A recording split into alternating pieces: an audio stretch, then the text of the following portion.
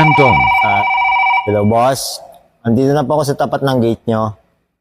Sa ano ba to? Kandong? Opo. Okay. Labas na ako.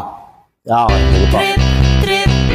Yo, Trip lang, trip, pakinggan nyo to. trip, bakit? Trip, Ay, titibing po. Kayo po si Mr. Kenneth C. Oo. So ba si Teryong Labo? Ay, ako po. Sir, sutin nyo na po yung shower cap at saka helmet po para makaalis na po tayo.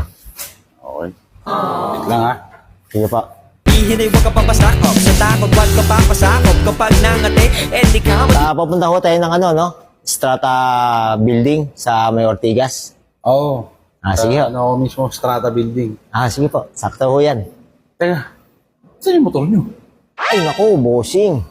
Pasensya na kayo. Nahuli ako kanina dyan sa may sa may Meralco Avenue sa Ortigas. Na-impound ho ng HPG yung motor ko. Pero huwag kayong mag-alala. Ihatid ko pa rin ho kayo sa destinasyon na pupuntahan nyo. Ano mo kuya? Hatid? Wala ka namang motor. Naku, bossing. Sa Kandong ho, yan ho ang aming pag-aalaga. Meron ko yung 3 choices. Una ho, pwede ho kayong samahan maglakad. Pangalawa naman ho, pwede ko naman kayo kandungin. Sa labay ho. Ang pangatlo, pwede ho tayong mag-jeep. Papunta ho dun.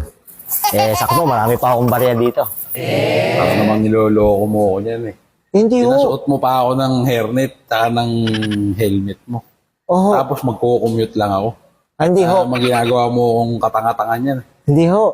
Tapos pinag-advance payment mo pa ako. Ay, ganun ho talaga. Bossing, ganyan ho mag-alaga ang Kandong. Gagabayan kayo, sasamahan, patungo sa inyong destinasyon. Ganun ba? Aho. Marunong ka ba tumakbo? Ay, bakit ho? Kung tangin nakakuwi mo na. Ay! Pagkalo ko sa yun. Sige po. Kasi sa harapan ko. Gumaganda ang paligid.